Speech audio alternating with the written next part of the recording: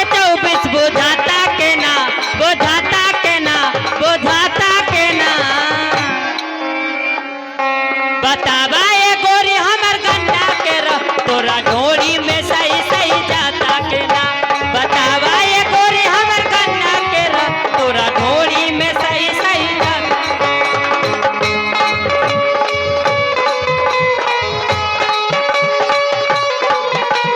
पिछवा के 24 बुझाता के ना, बुझाता के ना, बुझाता के ना। बतावा ये गोरी हमर गन्ना के रह तोरा ढोली में सही सही जाता के ना। बतावा ये गोरी में जाता की ना। हाई आशीष का ड्राइवर हम हाई जोन लगल अलग बम्फर सिस्टम आशीष भैया की तरफ से 20 रुपया का पुरस्कार पार्टी लागला शुक्रिया। ना बताओ ना तो पैसा देला ना 50 रुपया। अच्छा चल पैसा नाव से ना मतलब बोला, पैसा से मतलब बोला। सुना फरमाइश लिया झूमेंगे गजल गाएंगे तनी एक लाइन लगाए। हेलो वो झूमेंगे, वो झूमेंगे, वो झूमेंगे गजल गाएंगे लहरा के पिएंगे। झूमेंगे गजल गाएंगे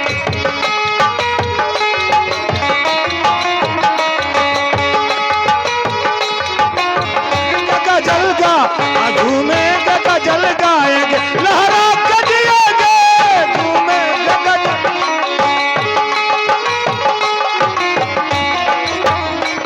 झूमेंगे गजल गाएंगे लहरा के पिएंगे।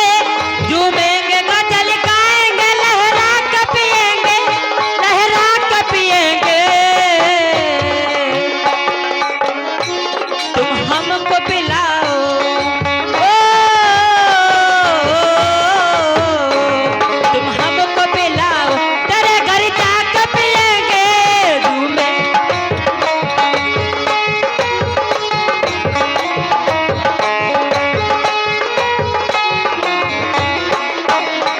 लहरा के जिएंगे।